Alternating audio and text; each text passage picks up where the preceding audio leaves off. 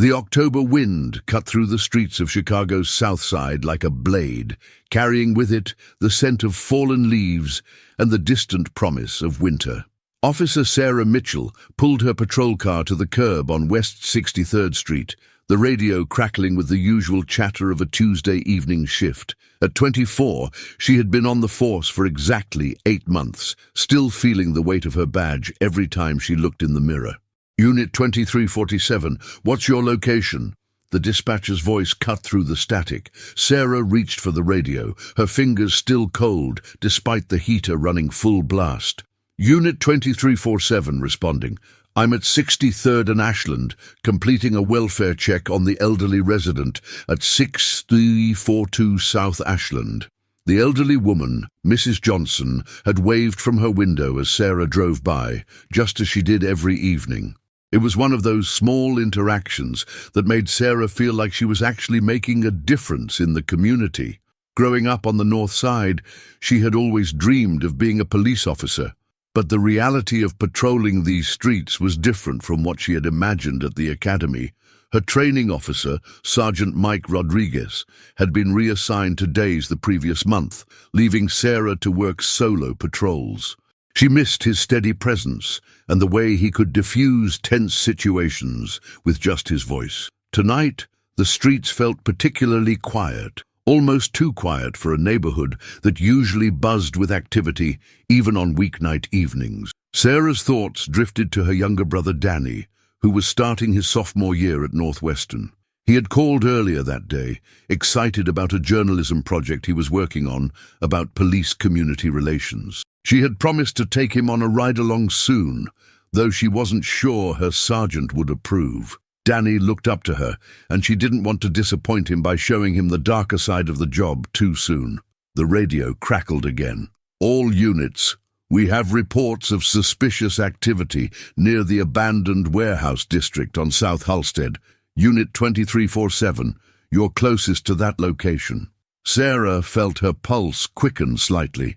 The warehouse district had been the site of several break-ins over the past few months, and patrol officers had been instructed to increase their presence in the area.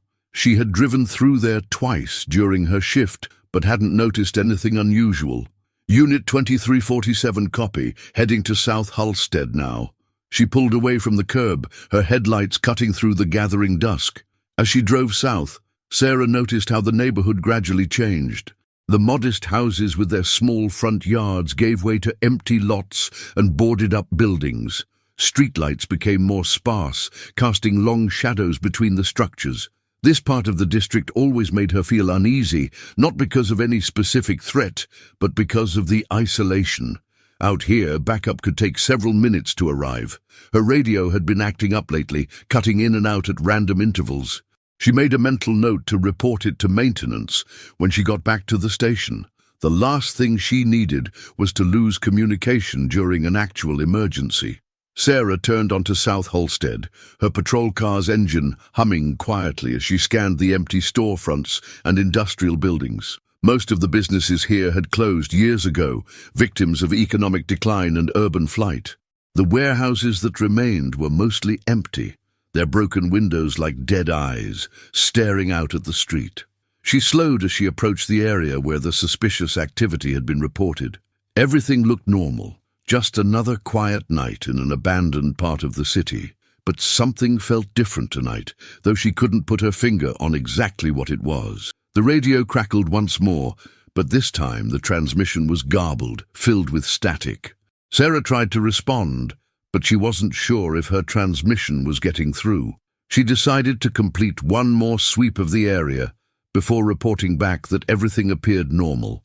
After all, she was still the rookie, and she wanted to be thorough. Her sergeant had always emphasized the importance of attention to detail, especially in areas where criminal activity was suspected. As she turned into an alley between two large warehouses, Sarah noticed a light flickering in one of the buildings. It was subtle, just a brief flash, but it was definitely there. She parked the patrol car and reached for her radio to report her findings, but all she got was dead air. 20 years later, Detective Marcus Thompson wiped the sweat from his brow as he watched the construction crew tear down the old warehouse on South Halsted. The October morning was unseasonably warm for Chicago, and the demolition work was kicking up clouds of dust that seemed to hang in the still air. At 45, Marcus had been with the Chicago Police Department for over 2 decades, working his way up from patrol officer to detective in the major case unit. The warehouse had been scheduled for demolition as part of a city revitalization project.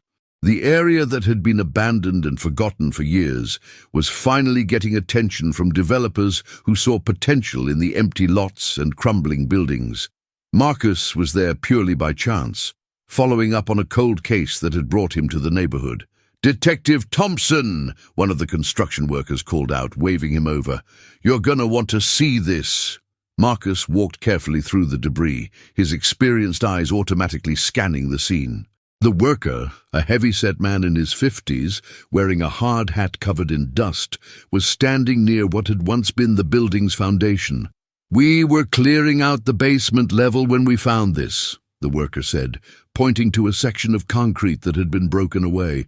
"Looks like something was buried here for a long time." Marcus knelt down and examined the area. Partially embedded in the old concrete was what appeared to be electronic equipment, corroded and damaged by years of moisture and neglect. But even in its deteriorated state, he could make out the distinctive shape and markings of a police radio. His heart rate increased as he carefully brushed away more debris. The serial number was still visible, though faded. This wasn't just any police radio. It was old, probably from the late 1980s or early 1990s, based on the model. Marcus had seen enough of these during his early years on the force to recognize the type. "Nobody touch anything else," he instructed the construction crew. "I need to call this in." As he reached for his cell phone, Marcus couldn't shake the feeling that this discovery was significant. The warehouse district had been the site of numerous investigations over the years, but most of the cases had gone cold. Missing persons, suspected drug activities, and various other crimes that had never been fully resolved. Back at the station, Marcus ran the serial number through the department's database. The results made him pause. The radio had been assigned to Officer Sarah Mitchell, badge number 2347. Sarah Mitchell, a name that immediately brought back memories of one of the department's most haunting unsolved cases. Sarah had disappeared on October 15, 1990, while on patrol in the South Side. Her car had been found abandoned near the warehouse district, but there had been no trace of her. No blood, no signs of struggle, no witnesses. She had simply vanished during what should have been a routine shift. The case had consumed the department for months, with dozens of officers working around the clock to find her. Marcus remembered the case well, even though he had been just a young patrol officer at the time. Sarah's disappearance had affected everyone in the department. She had been well-liked, professional, and dedicated to her job. Her family had never given up hope that she would be found alive, but as the years passed, the case had gradually faded from active investigation. Captain Jennifer Walsh, a stern woman in her early 50s who had worked her way up through the ranks, listened intently as Marcus briefed her on the discovery. She had been a detective when Sarah disappeared and had worked the original case. "I remember Sarah," Captain Walsh said, her voice carrying a note of sadness. "Good cop, real potential. Her disappearance was one of those cases that stays with you. Her family never stopped asking for updates." "What do you think happened to her?" Marcus asked. Captain Walsh was quiet for a moment, staring out the window at the city skyline. There were theories. Some thought she might have stumbled onto something she wasn't supposed to see. Drug dealers, maybe organized crime.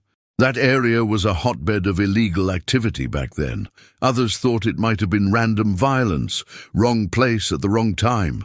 And now we find her radio buried in concrete, which suggests her disappearance wasn't random at all, Captain Walsh concluded.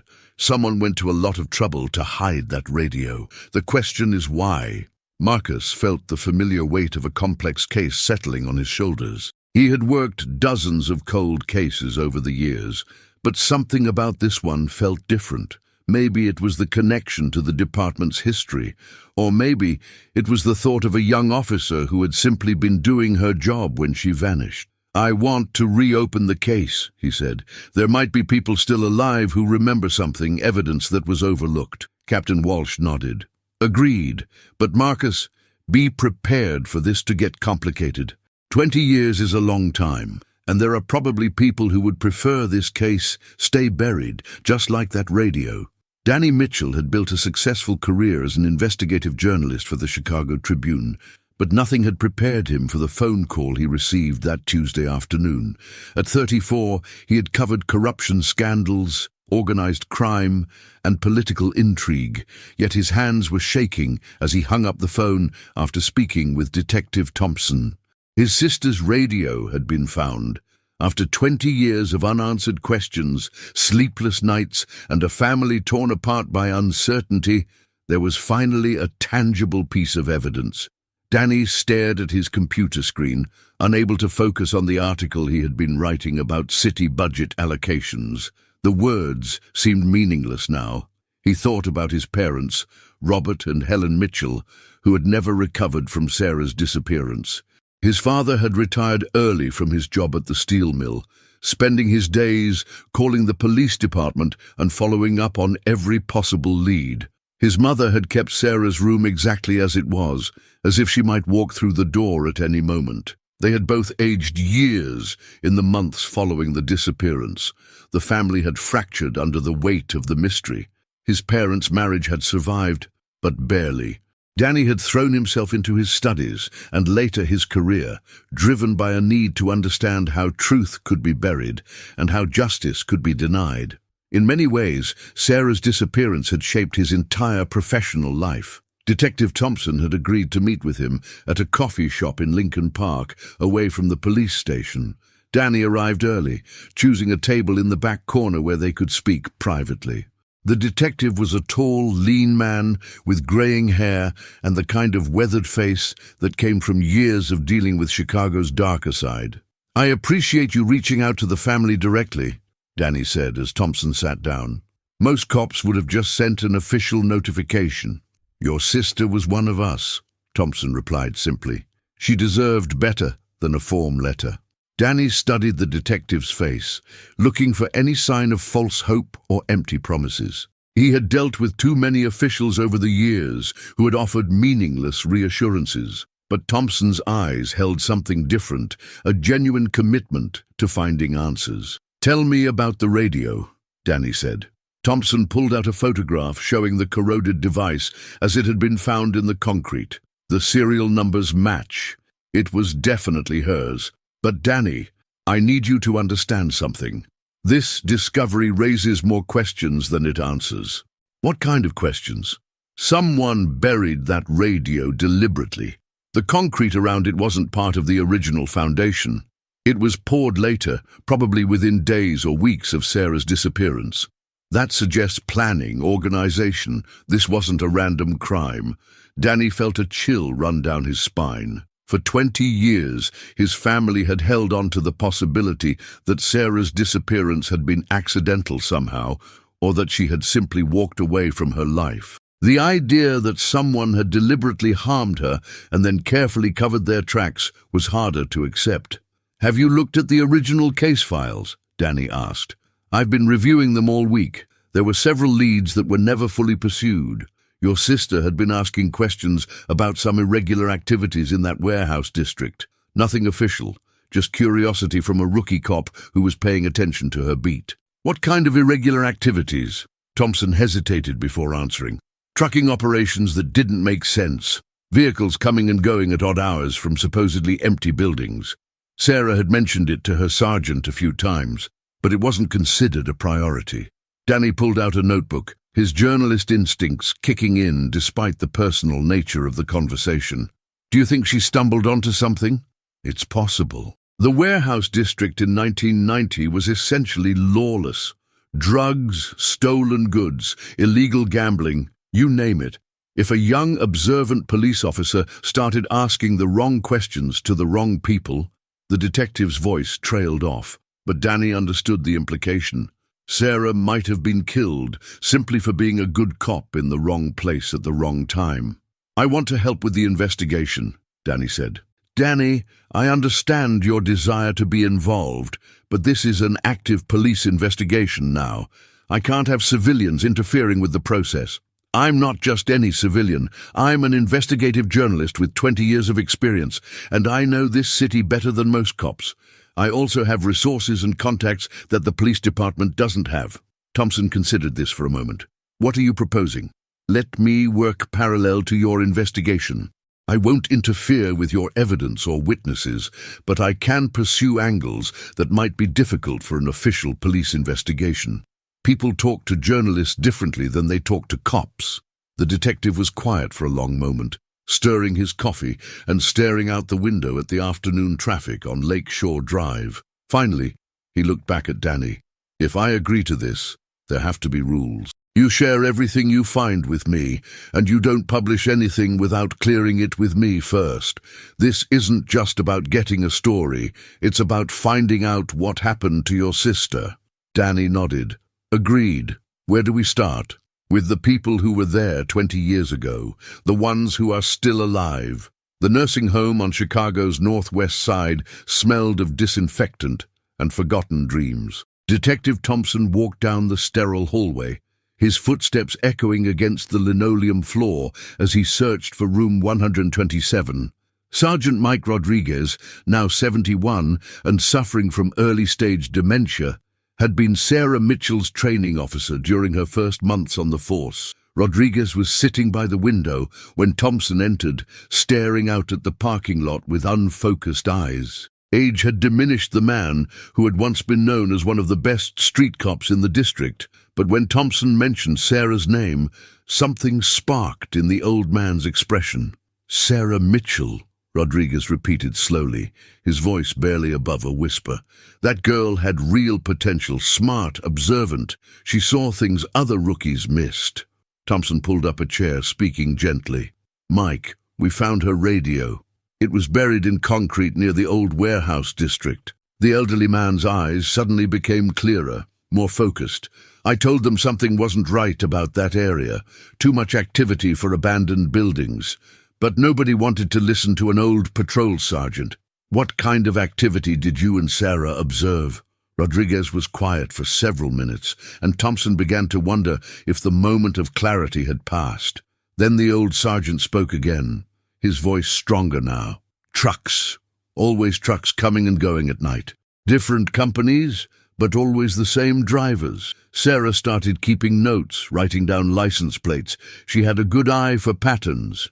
"Do you remember any specifics about these trucks?" "Castellano Trucking was one of them. Big operation, owned by Vincent Castellano. But there were others too. They'd come in empty and leave full, or vice versa.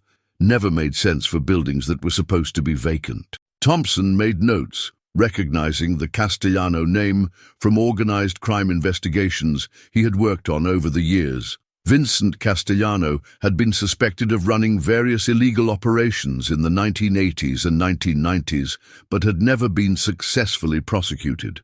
"Mike, did Sarah ever express concerns about what she was observing?" "She asked me about procedure for reporting suspicious activity. I told her to document everything first, build a solid case before making any official reports. I should have..." Rodriguez's voice cracked. "I should have told her to be more careful. She was eager to prove herself, maybe too eager." Meanwhile, across the city, Danny Mitchell was conducting his own investigation.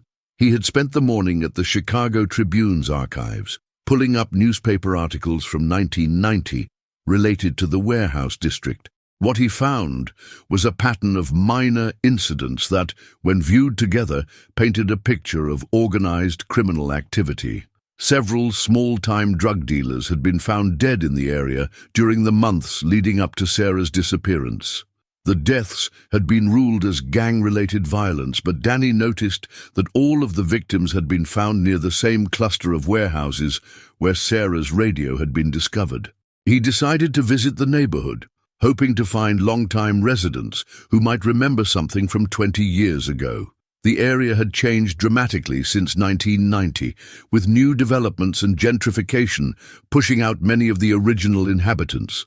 But he managed to locate Mrs. Dolores Hernandez, an 80-year-old woman who had lived in the same house for over 40 years. Mrs. Hernandez invited Danny into her small but immaculately kept living room, serving him coffee in delicate china cups that seemed out of place in the modest home. She remembered Sarah well.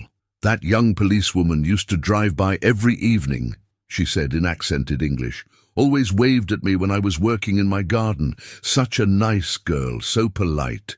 Not like some of the other officers who acted like they were doing us a favor just by being in the neighborhood." "Mrs. Hernandez, do you remember anything unusual happening around the time she disappeared?" The elderly woman's expression grew troubled. There was more activity than usual in those warehouses, men coming and going at all hours. "My late husband, God rest his soul, he said we should mind our own business, but I worried about that young officer. Did you see her the night she disappeared? I saw her patrol car go by around 8 o'clock like always. But then, maybe an hour later, I heard shouting, angry voices. I looked out the window, but it was too dark to see much." Danny felt his pulse quicken. "Did you report this to the police?" Mrs. Hernandez shook her head sadly. "My husband said no good would come from getting involved. We were immigrants, you understand. We had learned to keep our heads down, but I always wondered if I should have said something." "Can you remember anything else about the voices? How many people, what they were saying?" "There were at least 2 men, maybe more. They were arguing about something going wrong, about someone who wasn't supposed to be there. Then I heard a car drive away very fast, tires squealing. After that, everything was quiet." Danny thanked Mrs. Hernandez and walked back to his car, his mind racing. For the first time in 20 years, he had found someone who might have heard Sarah's final moments. The guilt he felt was overwhelming. If only someone had spoken up at the time, if only the investigation had been more thorough. He called Detective Thompson immediately. "I found a witness," he said without preamble. "Someone who heard what might have been Sarah's last encounter." "Are you sure about this?" "As sure as I can be. And Detective, there's something else. I think we need to look more closely at Vincent Castellano and his trucking operation. Everything keeps pointing back to organized crime involvement." Thompson was quiet for a moment. "Danny, if we're right about this, if your sister really did stumble onto a major criminal operation, then we're not just investigating a 20-year-old murder.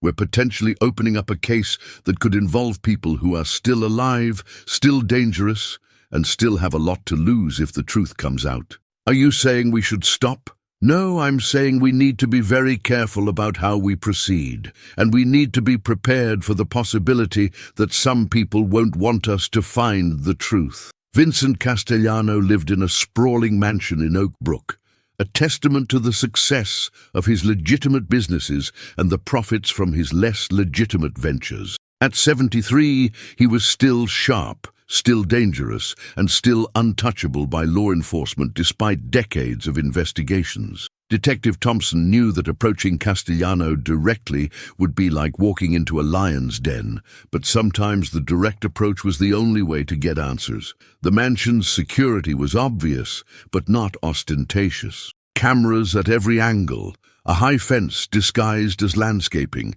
and guards who looked like they were there to tend the gardens, but moved with the fluid grace of trained professionals. Thompson had called ahead, identifying himself as a detective investigating a cold case. To his surprise, Castellano had agreed to see him. The old man received Thompson in a study that looked like something from a classic movie about organized crime. Dark wood paneling, expensive leather furniture, and books that looked like they had actually been read. Castellano was smaller than Thompson had expected, but his eyes held the kind of intelligence that had kept him out of prison for over 5 decades. "Detective Thompson," Castellano said, gesturing to a chair across from his massive desk, "you said this was about something that happened 20 years ago?" October 15th, 1990. A Chicago police officer named Sarah Mitchell disappeared while investigating suspicious activity in the warehouse district, activity that involved trucks from your company. Castellano's expression didn't change, but Thompson noticed the slight tightening around his eyes. "That's a long time ago, Detective. My memory isn't what it used to be. Your memory seems fine to me, Mr. Castellano, and we both know that 20 years isn't that long in your line of work." The old man smiled, but there was no warmth in it. "My line of work is trucking, Detective, moving goods from one place to another, perfectly legal. Some of those goods weren't so legal, were they?"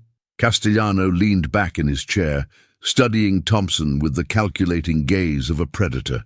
"Even if that were true, which I'm not saying it is, what would that have to do with a missing police officer?" "We found her radio, Mr. Castellano, buried in concrete at one of the warehouses your trucks used to frequent. Someone went to a lot of trouble to hide evidence." For the first time, Castellano's composure slipped slightly. It was just a momentary flicker, but Thompson caught it. The old man knew something about Sarah Mitchell's disappearance. "I think you should leave now, Detective," Castellano said quietly. "And I think you should be very careful about the accusations you make without evidence." Thompson stood to leave, but paused at the door.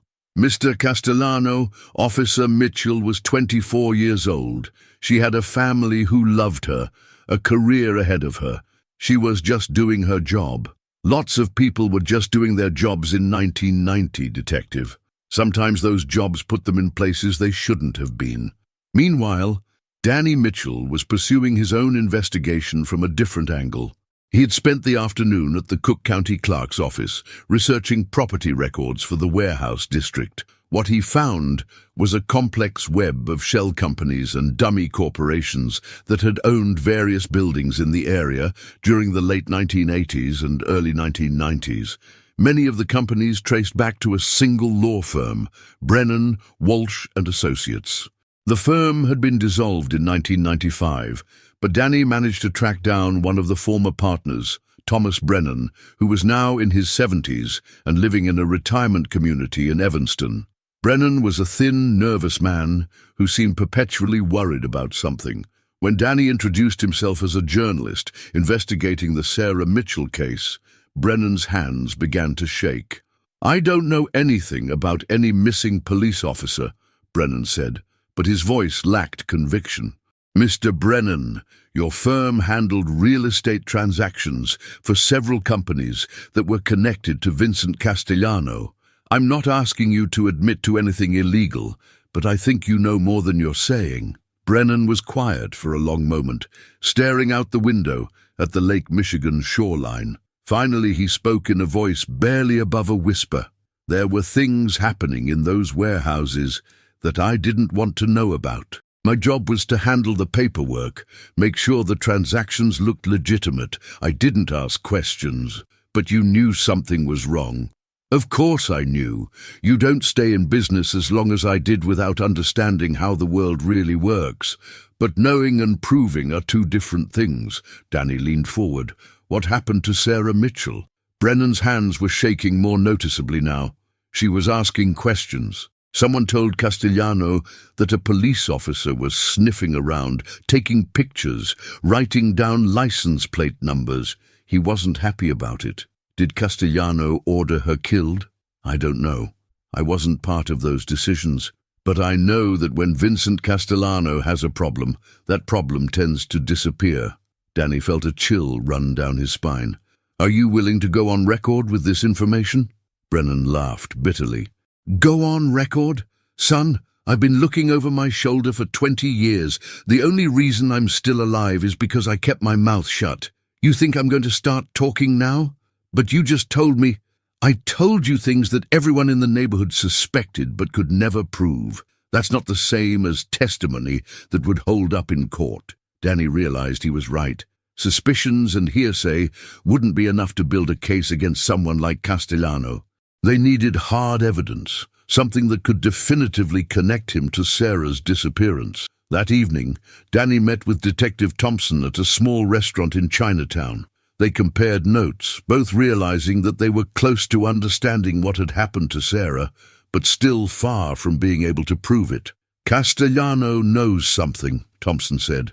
"I could see it in his eyes when I mentioned the radio, but he's too smart to give us anything we can use.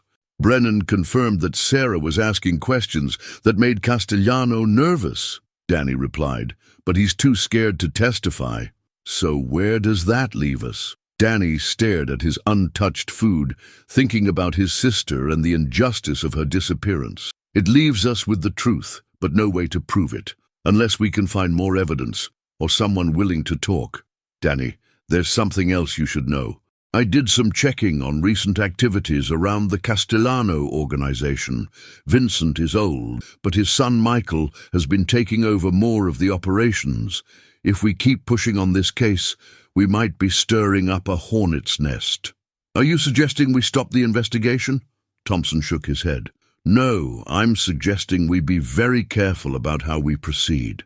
Your sister deserves justice, but getting ourselves killed won't help her.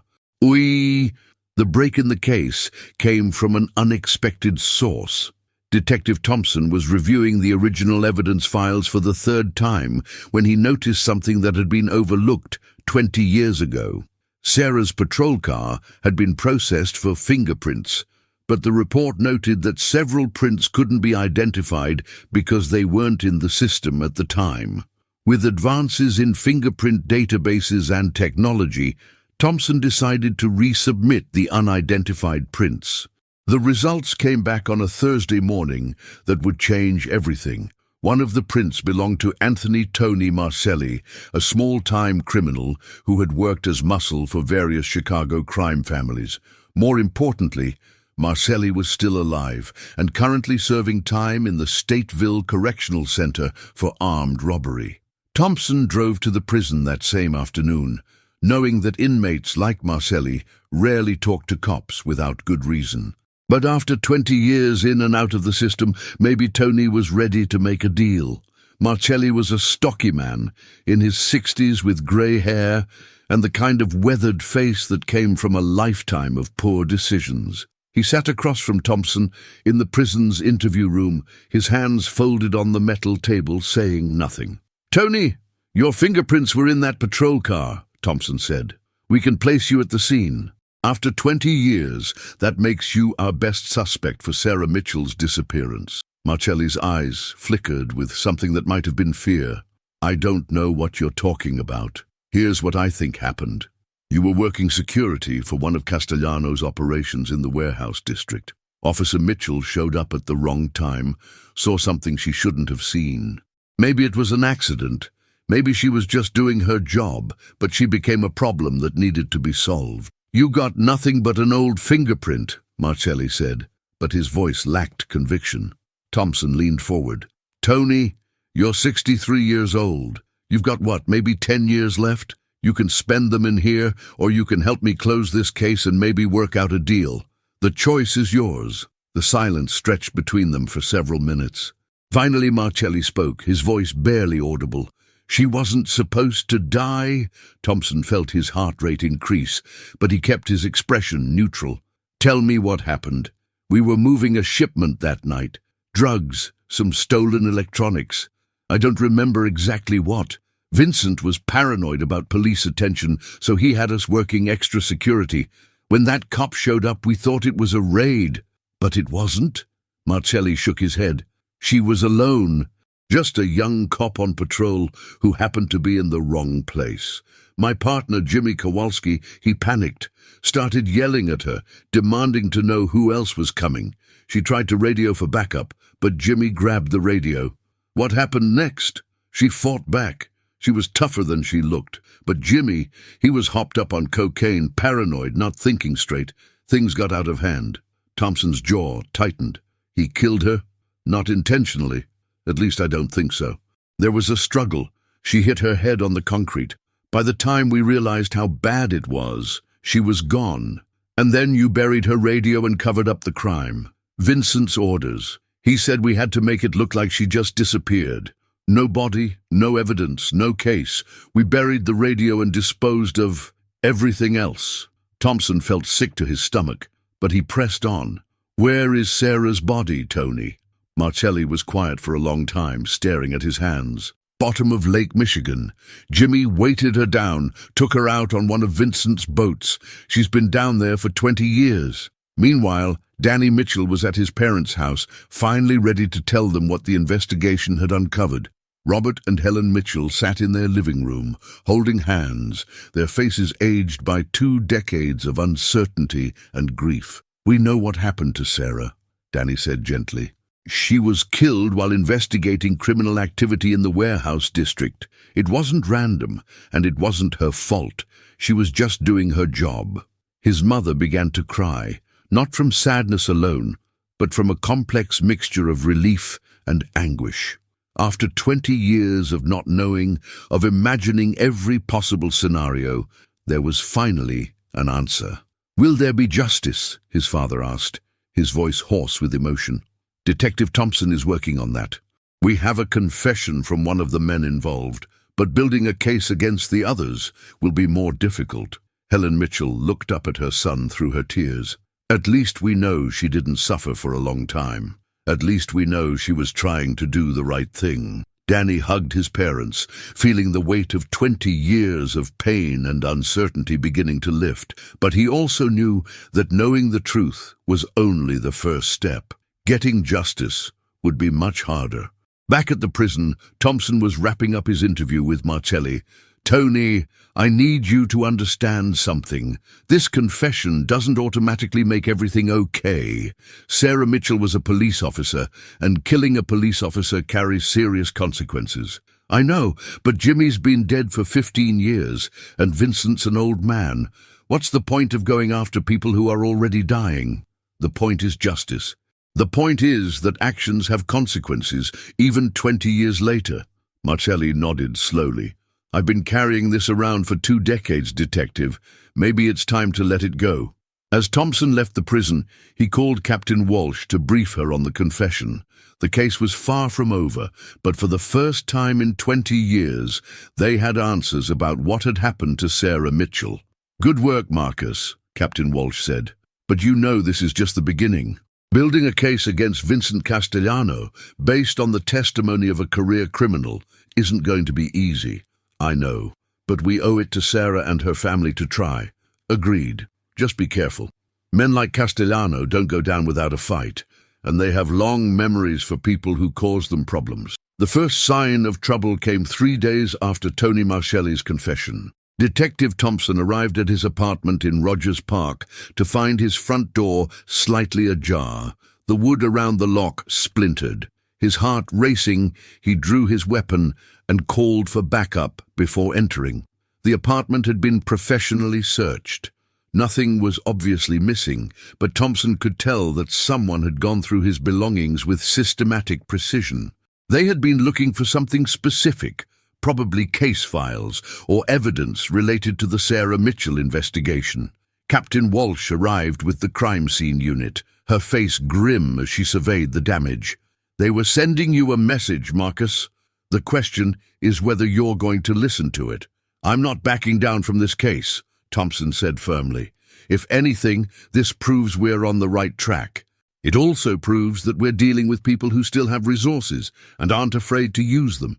Vincent Castellano might be old, but his organization is still operational." Thompson's phone rang. It was Danny Mitchell, and his voice was tense with worry. "Detective, someone broke into my apartment last night. They didn't take anything, but they went through all my files. I think we're being watched." "Are you somewhere safe now?" "I'm at my parents' house. I figured there was safety in numbers, and I wanted to make sure they were okay too."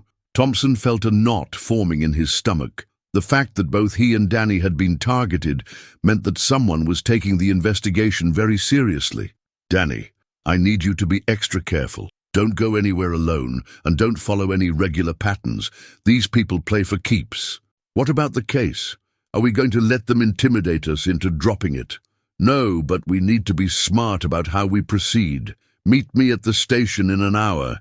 We need to discuss strategy." Meanwhile, at the Castellano mansion in Oak Brook, Vincent was having a heated discussion with his son Michael. At 45, Michael Castellano had inherited his father's intelligence, but lacked his restraint. Where Vincent had always preferred to operate in the shadows, Michael was more inclined toward direct action. "This detective and that journalist are becoming a problem," Michael said, pacing back and forth in front of his father's desk. The break-ins didn't scare them off. Breaking into their homes was a mistake, Vincent replied calmly. It only confirmed that we have something to hide. So what do you suggest? We just sit here and wait for them to build a case against us? Vincent stood up slowly, his age showing in the careful way he moved. Son, I've survived 50 years in this business by knowing when to fight and when to disappear. Sometimes the best defense is to make the problem go away without anyone knowing you were involved. What are you talking about? Tony Marcelli is the only witness who can connect us to that police officer's death. Without his testimony, they have nothing but suspicions and old fingerprints. Michael understood immediately. You want to eliminate Marcelli? I want to ensure that our family's interests are protected. Tony made his choice when he decided to cooperate with the police. Now he has to live with the consequences. Back at the police station, Thompson was briefing Captain Walsh on the latest developments. The break-ins had changed the dynamic of the investigation, making it clear that they were no longer dealing with a simple cold case. We need to put Marcelli in protective custody, Thompson said. If Castellano decides he's too dangerous to leave alive, Tony won't last a week in general population. I'll make the call to the warden at Stateville, Captain Walsh agreed. But Marcus, we need to accelerate our timeline. If we're going to build a case against Castellano, we need to do it quickly before he has a chance to eliminate all the evidence. Danny arrived at the station, looking haggard and nervous. The stress of the past few days was evident in his drawn face and the way his eyes constantly scanned the room for potential threats. I've been thinking about something, he said as he sat down across from Thompson. Tony mentioned that Jimmy Kowalski was the one who actually killed Sarah. Kowalski's been dead for 15 years, but he might have family members who know something about what happened. Thompson nodded. That's good thinking. If we can find corroborating evidence that doesn't depend solely on Tony's testimony, we'll have a stronger case. I did some research last night before the break-in. Kowalski had a younger brother, Frank, who's still alive. He lives in Cicero and works as a mechanic. According to the records I found, he had some minor run-ins with the law in the 1990s, but nothing recent. Do you think he might be willing to talk? It's worth a try. People change in 20 years, especially when it comes to family secrets. Maybe Frank Kowalski is ready to tell the truth about what his brother did. Captain Walsh looked skeptical. Approaching family members of deceased criminals is risky. If word gets back to Castellano that we're expanding the investigation, he might take more direct action. Captain, with respect, they've already taken direct action, Danny pointed out. They broke into our homes. At this point, we're all already targets. Thompson made a decision. I'll approach Frank Kowalski, but I'll do it carefully. Danny, I want you to stay away from this part of the investigation. You're a civilian, and you've already taken enough risks. Detective, I appreciate your concern, but I'm not backing down now. Sarah was my sister, and I have just as much right to seek justice for her as anyone. The tension in the room was palpable as the three of them considered their options. They all knew that they had reached a critical point in the investigation. The next few days would determine whether Sarah Mitchell's case would finally be solved or whether it would be buried forever, along with anyone who tried to uncover the truth. All right, Captain Walsh said finally, but from now on nobody works alone. We use the buddy system for everything, and we check in with each other every few hours. If something happens to one of us, the others need to know about it immediately. As they prepared to leave the station, Thompson's phone rang. It was the warden at Stateville Correctional Center, and his voice was tense with urgency. Detective Thompson, I'm calling about Anthony Marcelli. He was found dead in his cell an hour ago. Apparent suicide, but under the circumstances, I thought you should know immediately. The news of Tony Marcelli's death hit the investigation like a sledgehammer. Detective Thompson stood in the prison corridor, staring at the empty cell where their key witness had allegedly taken his own life just hours before. The warden, a heavy-set man named Patterson, looked genuinely troubled by the turn of events. I've been running this facility for 12 years, Patterson said, shaking his head. Tony wasn't the type to kill himself. He was a survivor, always working angles, always planning his next move. This doesn't feel right. Thompson examined the cell carefully. A bedsheet had been fashioned into a noose and tied to the light fixture. On the surface, it looked like a textbook prison suicide. But Thompson noticed small details that bothered him. The positioning of the body, the lack of a suicide note, and the fact that Marcelli had been in protective custody. "Who had access to this wing last night?" Thompson asked. "That's the thing that's bothering me," Patterson replied. "This is our most secure section. Only authorized personnel are allowed back here, and we keep detailed logs of everyone who enters and exits. I'll need to see those logs." Already pulled them. 3 guards, 1 medical technician, and 1 visitor who was cleared through the normal channels. Who was the visitor? Patterson consulted his clipboard. Attorney named Robert Chen, representing a client in another case. But here's the strange part. After Marcelli's body was discovered, we tried to contact Chen's law firm to inform them of the incident, and they said they'd never heard of him. Thompson felt his blood run cold. Someone used a fake identity to get access to Marcelli. That's what it looks like. We're reviewing all the security footage, but whoever did this knew our procedures well enough to avoid most of the cameras. Back in Chicago, Danny Mitchell was dealing with his own crisis. The death of their key witness had left him feeling desperate and frustrated. He decided to take matters into his own hands and track down Frank Kowalski, Jimmy's younger brother, despite Detective Thompson's warnings about working alone. Frank Kowalski's auto repair shop in Cicero was a small, cluttered space that smelled of motor oil and old cigarettes. Frank himself was a thin man in his late 50s, with grease-stained hands and nervous eyes. When Danny introduced himself as a journalist investigating his brother's connection to a police officer's death, Frank's reaction was immediate and telling. "I don't know nothing about Jimmy's business back then," Frank said quickly, not making eye contact. "He's been dead 15 years, and I ain't talked about him to nobody. Frank, I'm not here to cause trouble for you or your family. I just want to understand what happened to Sarah Mitchell. Look, mister, you seem like a decent guy, but you're asking about things that are better left buried. Jimmy got himself killed because he couldn't keep his mouth shut. I don't plan on making the same mistake." Danny pressed on. "Your brother was involved in the death of a police officer. She had a family, people who loved her. Don't you think they deserve to know the truth?" Frank was quiet for a long moment, wiping his hands on a dirty rag. Finally, he looked up at Danny with tired eyes. "Jimmy came to me a few weeks before he died. He was scared, paranoid, talking about things he'd done that were catching up with him. He mentioned something about a cop, said he'd made a mistake that was going to get him killed." "Did he give you any details?" "Not much. Just that it happened during a job for Castellano and that the cop wasn't supposed to be there. He said they had to make her disappear, but it wasn't planned. Jimmy wasn't a killer by nature, you understand.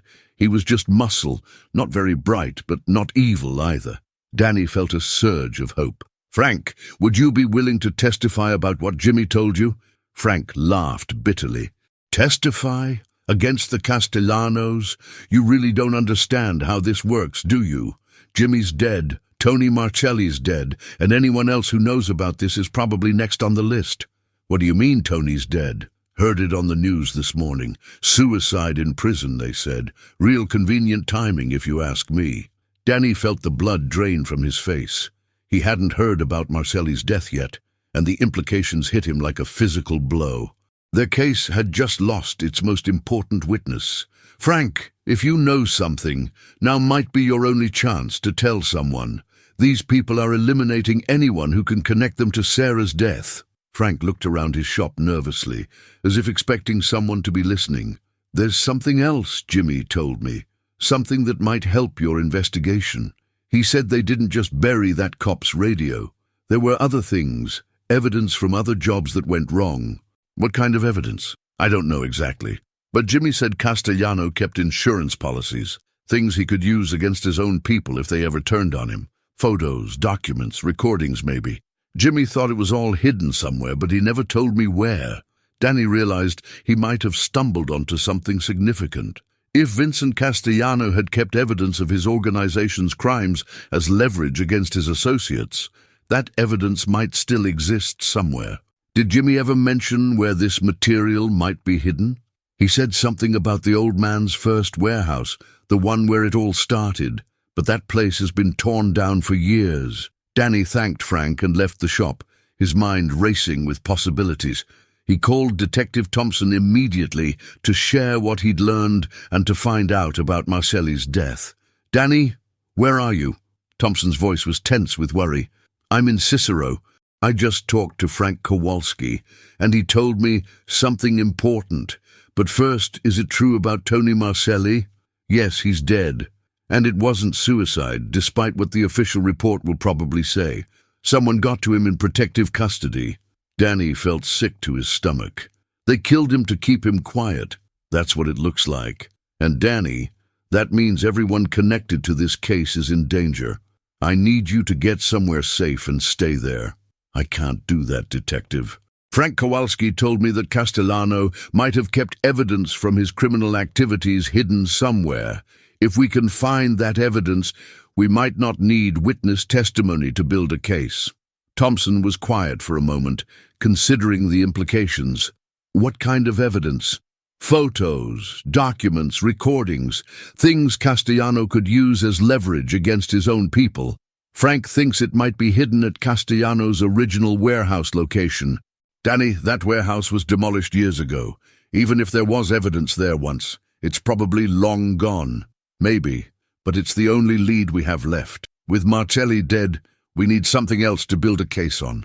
Thompson realized Danny was right. With their witness eliminated, they needed to find another way to connect Castellano to Sarah's death. Physical evidence might be their only remaining option.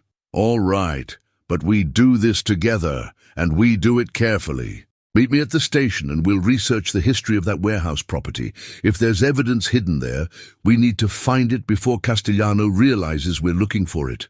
The research into Vincent Castellano's original warehouse took Detective Thompson and Danny Mitchell deep into the Chicago City archives. The building had been located on South Morgan Street, not far from where Sarah's radio had been discovered. Built in 1962, it had served as the headquarters for Castellano Trucking until 1995, when it was sold to a development company and subsequently demolished. "Look at this," Danny said, pointing to a set of building plans from 1987. There was a major renovation that year. They added a basement level that wasn't in the original blueprints. Thompson studied the documents carefully. That basement was never properly recorded with the city. According to these permits, they were just updating the electrical systems, but the construction was much more extensive. "Perfect place to hide things you don't want found," Danny observed. Captain Walsh joined them in the records room, carrying a coffee and looking like she hadn't slept much. The stress of the investigation and the recent developments had taken a toll on everyone involved. "I've been thinking about this hidden evidence theory," she said. "If Castellano really did keep insurance files on his criminal activities, they wouldn't necessarily be destroyed when the warehouse was demolished. He would have moved them to a secure location." "Any ideas where?" Thompson asked. "I pulled the property records for all of Castellano's legitimate businesses from the 1990s. There are 3 properties that stand out: his mansion in Oak Brook, a storage facility in Melrose Park, and a small office building in Little Italy that he's owned since 1985. Danny looked up from the building plans. "The office building makes the most sense. It's been in his possession the longest, and it's in a neighborhood where he has influence and protection." Thompson agreed. "Plus, if he kept the evidence as leverage against his associates, he'd want it somewhere he could access it quickly if needed." Captain Walsh pulled out another file. "I did some digging on that office building. It's listed as housing a small accounting firm and a law office, but the businesses seem to be shells. Very little actual activity, minimal foot traffic, but the utilities are always paid on time." "Sounds like a front operation," Thompson said. "Perfect cover for a private storage facility." "There's something else," Captain Walsh continued. "I ran a background check on the building's manager, a guy named Lou Benedetti. He's got a record going back 30 years, mostly minor stuff, but he's been consistently employed by Castellano in various capacities. Danny felt his pulse quicken. So we think the evidence might be in this building. But how do we get access? We can't exactly knock on the door and ask to search the place. Oh, we need probable cause for a warrant, Thompson said. And connecting a 20-year-old murder to a building that Castellano owns isn't going to be easy. Captain Walsh had been thinking about this problem. There might be another way. I have a contact in the fire department, someone who owes me a favor. Buildings that old are subject to random safety inspections. If we happen to discover evidence of criminal activity during a legitimate inspection, that's a risky plan, Thompson said. If Castellano realizes we're onto his hiding place, he'll move or destroy everything. It's risky, Captain Walsh agreed, but it might be our only chance. With Marcelli dead, we need something concrete to build a case on. That evening, Danny received an unexpected phone call at his parents' house. The voice on the other end was elderly, shaky, and barely audible. Is this Daniel Mitchell, the journalist? Yes, who is this? My name is Eleanor Vasquez. I read about your investigation in the newspaper. I think I have something that might help you. Danny felt his heart rate increase. What kind of information? I worked as a cleaning lady for Vincent Castellano's office building from 1988 to 1995. I saw things, heard things. I never said anything because I was afraid, but I'm 84 years old now and I'm tired of carrying secrets. Mrs. Vasquez, would you be willing to meet with me? Tomorrow afternoon. There's a coffee shop on Taylor Street called Maria's. I'll be there at 2 o'clock. Danny immediately called Detective Thompson to share the news about this potential new witness. Thompson was cautiously optimistic, but warned Danny to be careful. If this woman really worked in Castellano's building, she might know about the evidence we're looking for. But Danny, remember that everyone connected to this case has been in danger. Make sure you're not being set up. The next afternoon, Danny arrived at Maria's coffee shop 15 minutes early, choosing a table near the back where he could observe everyone who entered. Eleanor Vasquez was a small, frail woman with white hair and intelligent eyes that seemed to miss nothing. She moved slowly, but with purpose, and Danny could tell she had once been a formidable person. Mr. Mitchell, she said, as she sat down across from him, I want you to know that coming here today is the most frightening thing I've ever done. Mrs. Vasquez, I appreciate your courage. What can you tell me about your time working for Castellano? I cleaned that building for 7 years.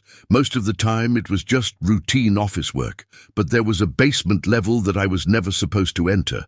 Mr. Benedetti made that very clear on my first day. Did you ever see what was down there? Eleanor smiled slightly. Young man, I've been cleaning buildings for 60 years. There isn't a lock I can't get past or a room I can't find a way into. Curiosity killed the cat, but it also satisfied the cleaning lady. Danny leaned forward, hardly daring to breathe. What did you find? Files, boxes and boxes of files, photographs and recording equipment. I only went down there twice, and I was terrified both times. But I saw enough to know that Mr. Castellano was keeping records of things that would send people to prison for a very long time. Do you remember anything specific? There were photographs of people in compromising situations, documents that looked like financial records, and tapes. Lots of audio tapes with labels that had dates and initials on them. Danny's pulse was racing. Mrs. Vasquez, would you be willing to tell this to a police detective? The elderly woman was quiet for a long moment, stirring her coffee with shaking hands. Mr. Mitchell, I've lived in this neighborhood my whole life. I know what happens to people who cross the Castellanos, but I also know what it's like to lose someone you love and never get answers. You've lost someone. My grandson was killed in a drive-by shooting 15 years ago. The police said it was gang-related, but I always suspected it had something to do with his job. He worked for a trucking company that did business with Castellano. He started asking questions about irregularities in the shipping manifests, and 2 weeks later he was dead. Danny felt a surge of compassion for the elderly woman. I'm sorry for your loss. Thank you. The point is, I understand what your family has been through. If helping you get justice for your sister means I can finally get some peace about my grandson, then I'm willing to take the risk." The fire inspection of Castellano's office building was scheduled for the following Tuesday morning. Captain Walsh had called in her favor with Fire Chief Rodriguez, who agreed to conduct a surprise safety inspection that would include the basement level. Detective Thompson would accompany the inspection team as a police observer, a routine procedure for buildings with known criminal connections. Elena Vasquez had provided detailed information about the building's layout, including the location of the hidden basement entrance behind a false wall in the janitor's closet. Armed with this information, Thompson felt confident they could locate the evidence cache without raising suspicion. But on Monday evening, everything changed. Danny was leaving his apartment to meet Thompson for a final briefing when he noticed a black sedan parked across the street. The car had been there for over an hour, and Danny could see two men sitting inside, occasionally speaking into phones. His blood ran cold as he realized he was being watched. Instead of walking to his car, Danny went back inside and called Thompson immediately. "Detective, I think I'm under surveillance. There's a car outside my building with two men who've been watching my apartment." "Stay inside and don't go near any windows," Thompson instructed. "I'm sending a patrol car to check it out." But when the patrol car arrived 15 minutes later, the black sedan was gone. The officers found no sign of the surveillance team, but Thompson knew that Danny's observation was accurate. The Castellano organization was keeping close tabs on the investigation. "They know we're planning something," Thompson told Captain Walsh over the phone. "The timing of this surveillance isn't coincidental." How could they know about the fire inspection? That information was kept strictly confidential. Thompson felt a sick feeling in his stomach. "Captain, I think we have a leak somewhere in the department." The implications of this revelation were staggering. If someone within the Chicago Police Department was feeding information to the Castellano organization, then their entire investigation was compromised. Every move they made was being reported back to their targets. Captain Walsh called an emergency meeting for that evening, restricting attendance to only the most trusted members of the investigative team. She chose her office for the meeting, knowing it was regularly swept for electronic surveillance devices. "If we have a corrupt officer feeding information to Castellano," she said grimly, "then we need to assume that everything we've planned has been compromised." Thompson nodded. "Which means the fire inspection tomorrow is probably a trap. They'll be waiting for us." Danny, who had been brought to the station under police protection, spoke up. "Maybe we can use that to our advantage. If they're expecting us to show up tomorrow, maybe we should give them what they're expecting." "And what do you mean?" Captain Walsh asked. "I mean we go through with the inspection, but we don't try to find the evidence. Instead, we watch to see who reacts and how. Maybe we can identify the leak in the department." Thompson considered this idea. "It's risky. If Castellano's people are waiting for us, we could be walking into a dangerous situation. But if we don't do something," Danny pointed out, "they'll just move the evidence and we'll lose our only chance to find it." Captain Walsh made a decision. "We'll proceed with the inspection, but with modifications. I'm bringing in federal agents from the FBI's organized crime unit. If we have a local leak, then we need outside help." The next morning, FBI Special Agent Maria Santos arrived at the police station with a small team of federal agents. Santos was a woman in her early 40s, with the kind of calm confidence that came from years of dealing with organized crime cases. "Captain Walsh briefed me on your situation," Santos said. "We've been watching the Castellano organization for years, waiting for an opportunity like this. If you found evidence that can connect them to a police officer's murder, we want to help." Thompson felt relieved to have federal backup, but he was still worried about the security of the operation. "Agent Santos, we have reason to believe that someone in our department is feeding information to Castellano. How do we proceed without compromising the investigation?" "We compartmentalize," Santos replied. "Only the people in this room know the real plan. Everyone else, including the fire department, thinks we're conducting a routine inspection." The plan they developed was complex but necessary. The fire inspection would proceed as scheduled, but the real objective would be to observe the building and identify any unusual activity. Meanwhile, a separate FBI team would conduct surveillance on known Castellano associates to see who reacted to the inspection. At 9 o'clock that morning, Fire Chief Rodriguez arrived at the office building on Taylor Street with his inspection team. Detective Thompson and Agent Santos accompanied them, both wearing the protective gear that would help them blend in with the fire department personnel. The building appeared normal from the outside, but Thompson noticed several subtle signs that they were expected. A man in a business suit was standing near the entrance, apparently reading a newspaper, but actually watching everyone who entered. Another man was sitting in a car across the street, speaking frequently on his phone.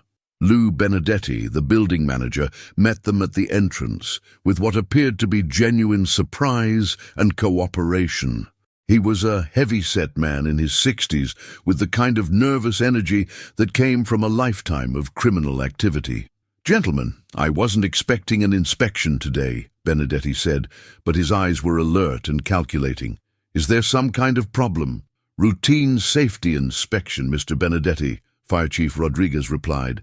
"We're required to check all commercial buildings in this district on a random basis." As they toured the building, Thompson noticed that Benedetti was steering them away from certain areas, particularly the basement level.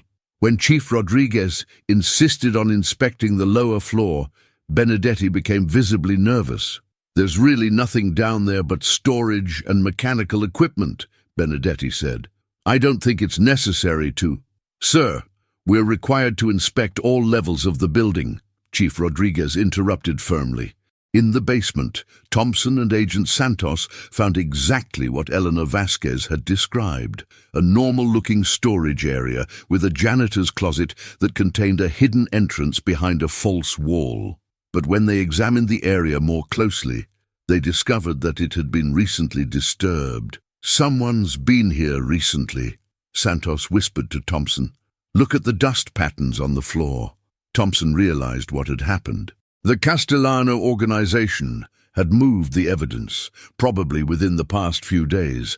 They had been tipped off about the investigation and had taken steps to protect themselves. As they returned to the main floor, Thompson noticed that Benedetti was speaking quietly into a cell phone. The building manager was reporting their activities to someone, probably Vincent or Michael Castellano. "Agent Santos," Thompson said quietly, "I think we need to get out of here. This feels like a setup." But before they could leave, Thompson's phone rang. It was Captain Walsh, and her voice was tense with urgency. "Marcus, we've got a problem. Eleanor Vasquez was found dead in her apartment an hour ago.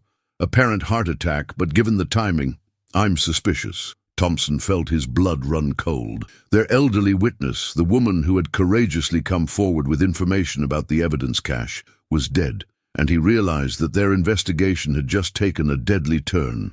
The death of Elena Vasquez changed everything. Detective Thompson stood in her small apartment, watching the medical examiner's team process what appeared to be a natural death scene.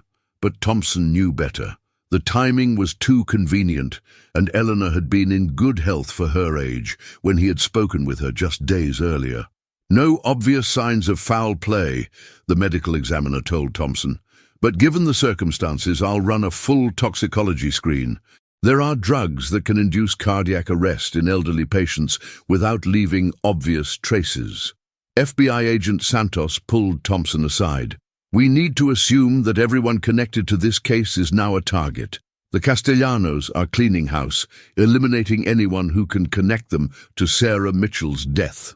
Thompson's phone buzzed with a text message from an unknown number. "Stop digging or join your witnesses. This is your only warning." He showed the message to Santos, who immediately began making calls to arrange protective details for Thompson, Danny, and Captain Walsh. But Thompson knew that protection could only go so far. The Castellano organization had demonstrated that they could reach anyone, anywhere. "Agent Santos, we need to force their hand," Thompson said. "If we keep playing defense, they'll eliminate everyone and destroy all the evidence. We need to go on the offensive." What are you proposing? We use the leak to our advantage. We feed false information to see who reacts, and we set up a trap that forces them to reveal themselves. Meanwhile, Danny Mitchell was grappling with his own crisis of conscience. The investigation that he had pushed so hard for was now resulting in the deaths of innocent people. Elena Vasquez had died because she had tried to help him find justice for his sister. He was staying at a safe house arranged by the FBI, but the isolation was giving him too much time to think about the consequences of his actions. When Agent Santos called to brief him on the new security protocols, Danny made a decision that surprised everyone. "I want to go public with the story," he said. "I'm going to write an article for the Tribune revealing everything we've discovered about Sarah's death and the Castellano connection." "Danny, that's exactly what we don't want to do right now," Santos protested. "Going public will force them to take more drastic action." "Agent Santos, they're already taking drastic action. Eleanor is dead, and we're all hiding in safe houses. Maybe it's time to bring this into the light where they can't operate as freely." Thompson understood Danny's logic. If the story goes public, it becomes much harder for them to eliminate everyone involved. The media attention would make any further violence too risky. Santos was skeptical, but recognized the strategic value of the proposal. "If we're going to do this, we need to do it right. The article needs to present the facts without compromising our ongoing investigation." That evening, Danny worked with the FBI team to craft an article that would tell Sarah's story while protecting the integrity of their case. The piece would reveal Tony Marcelli's confession, the discovery of the radio, and the suspicious deaths of witnesses, but it would avoid mentioning specific evidence or investigative techniques. As Danny wrote, he thought about his sister and the young woman she had been. Sarah had joined the police force because she wanted to make a difference, to protect people who couldn't protect themselves. Her death had been a tragedy, but the cover-up and the decades of silence had been an injustice that compounded the original crime. While Danny worked on his article, Thompson and Santos were implementing their plan to identify the leak within the police department. They prepared 3 different versions of false information and shared each version with a different group of officers. Whichever piece of misinformation reached the Castellanos first would reveal the source of the leak. The first false story suggested that a new witness had come forward with evidence about Sarah's death. The second claimed that physical evidence had been found at a construction site. The third indicated that federal prosecutors were preparing to file charges against Vincent Castellano. Within hours, they had their answer. The story about the new witness prompted an immediate response from the Castellano organization. A man matching the description of Michael Castellano was spotted near the address that had been mentioned in the false report, clearly intending to eliminate another potential witness. The leak was traced to Detective Ray Morrison, a 20-year veteran of the force who had been struggling with gambling debts. Morrison had been feeding information to the Castellanos in exchange for money and debt forgiveness. When confronted with the evidence, he broke down and confessed. "They had me trapped," Morrison said through tears. "I owed more money than I could ever repay, and they said they'd kill my family if I didn't cooperate. I never thought it would lead to people dying." With the leak identified and eliminated, Thompson and Santos felt confident enough to make their final move against the Castellano organization. They had been tracking the movement of Vincent Castellano's assets and had identified a storage facility in Indiana where the evidence cache had likely been moved. "We're going to hit them with everything at once," Santos explained to Thompson and Danny. "Simultaneous raids on multiple properties, federal warrants, and full media coverage. They won't have time to destroy evidence or eliminate witnesses." Danny's article was scheduled to publish in the next morning's edition of the Chicago Tribune. The headline read, "20 years later, new evidence in Chicago police officers' death points to organized crime cover-up." The article told Sarah's story with the dignity and respect she deserved, portraying her as a dedicated young officer who had died in the line of duty. It also revealed the systematic efforts to cover up her death and the recent elimination of witnesses who had tried to come forward. As the article went to press, federal agents were positioning themselves for coordinated raids on Castellano properties.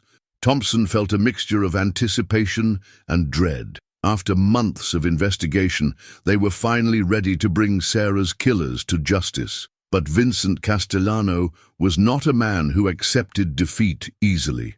Even as federal agents prepared to move against him, he was planning one final, desperate gambit to protect his organization and his family. Late that night, Thompson received a phone call that chilled him to the bone. The voice was elderly but strong, unmistakably Vincent Castellano himself. "Detective Thompson, I think it's time we had a conversation.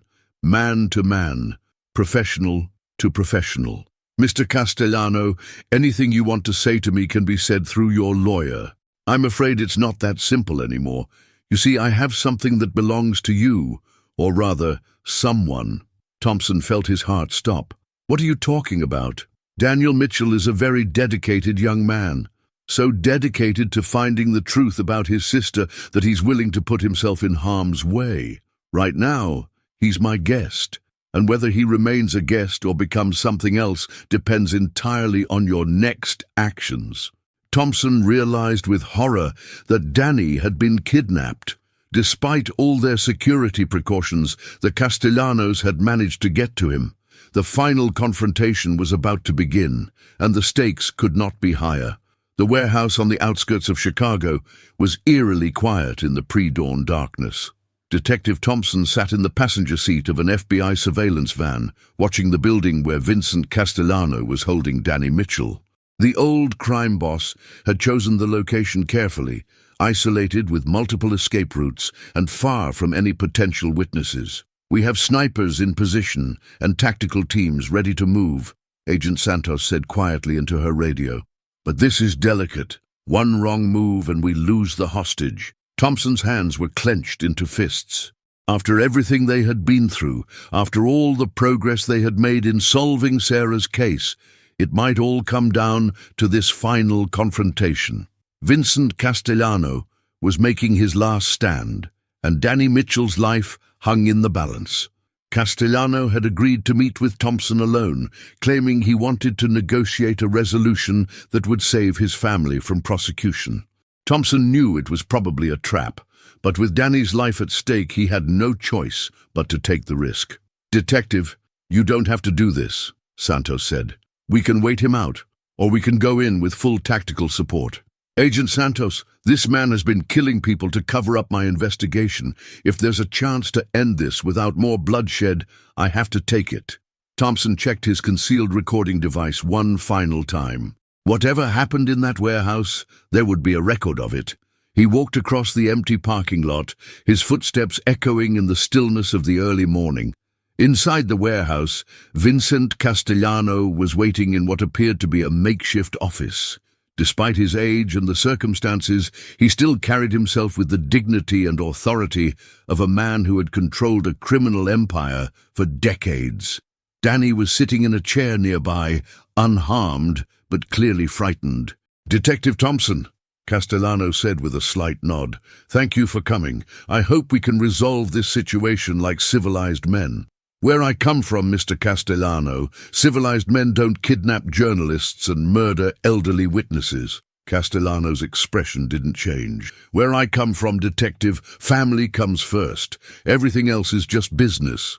Thompson could see that Danny was trying to stay calm, but the young man's eyes showed both fear and determination. Even in this desperate situation, Danny was observing everything, probably still thinking like a journalist gathering information for a story. "What do you want?" Thompson asked. "I want this investigation to end. I want the federal raids to be called off, and I want your assurance that my family will be left alone. Mr. Castellano, you know I can't make those kinds of promises. This investigation is bigger than just me now." The old man smiled sadly. "Detective, I'm 73 years old. I've had a good run, longer than most men in my position. But my son Michael, my grandchildren, They deserve a chance at a different kind of life. Thompson realized that Castellano was offering to confess in exchange for leniency for his family. It was a desperate gambit, but it might be their only chance to get a full accounting of what had happened to Sarah. If you're willing to tell the truth about Sarah Mitchell's death, I can speak to the federal prosecutors about consideration for your family members who weren't directly involved. Castellano was quiet for a long moment, staring out the window at the lightening sky. When he spoke again, his voice carried the weight of 20 years of guilt and regret. That young police officer wasn't supposed to die, Detective. She was in the wrong place at the wrong time, but what happened to her was inexcusable. Tell me what really happened that night. We were moving a shipment through the warehouse district. Drugs, stolen electronics, some weapons. It was a big operation, worth millions of dollars. Sarah Mitchell showed up during the transfer, probably just doing her patrol rounds. Thompson felt his heart racing as Castellano continued his confession. Jimmy Kowalski panicked when he saw her. He was high on cocaine, paranoid, not thinking clearly. He thought she was part of a police raid and grabbed her radio to prevent her from calling for backup. She fought back, tried to do her job, but Jimmy was bigger and stronger. So he killed her? Not intentionally. During the struggle, she fell and hit her head on the concrete loading dock. By the time we realized how badly she was hurt, it was too late. She was unconscious, barely breathing. Thompson felt sick to his stomach. And instead of calling for medical help, you decided to cover it up. I made a decision that I've regretted every day for 20 years. I was afraid that if the police investigated, they would uncover our entire operation. Hundreds of jobs, millions of dollars, my family's future. It all seemed more important than one police officer's life. So you buried her radio and disposed of her body. Castellano nodded slowly. We weighted her down and put her in Lake Michigan. I told myself that she was already dying, that we were just protecting ourselves, but I knew it was wrong. I've known it was wrong for 20 years. Danny spoke for the first time since Thompson had arrived. She had a family, Mr. Castellano. Parents who spent 20 years wondering what happened to their daughter. A brother who never stopped looking for answers. The old man looked at Danny with something that might have been remorse. I know, son, and I'm sorry for that. More sorry than you'll ever know. Thompson realized that this confession, recorded on his concealed device, would finally provide the closure that Sarah's family deserved. But he also knew that Castellano's admission of guilt wouldn't bring Sarah back or undo the decades of pain her family had endured. Mr. Castellano, I need to know where you moved the evidence from your office building. If you really want to make amends, you'll help us recover everything. The files are in a storage unit in Gary, Indiana, Unit 247 at Metro Storage on Industrial Highway. Everything is there. Records, photographs, audio recordings from 30 years of operations. Outside the warehouse, Agent Santos was coordinating with her tactical teams as the sun began to rise over Chicago. The federal raids on Castellano properties were already underway, with agents recovering evidence and making arrests across the city. Thompson's radio crackled with updates from the various raid locations.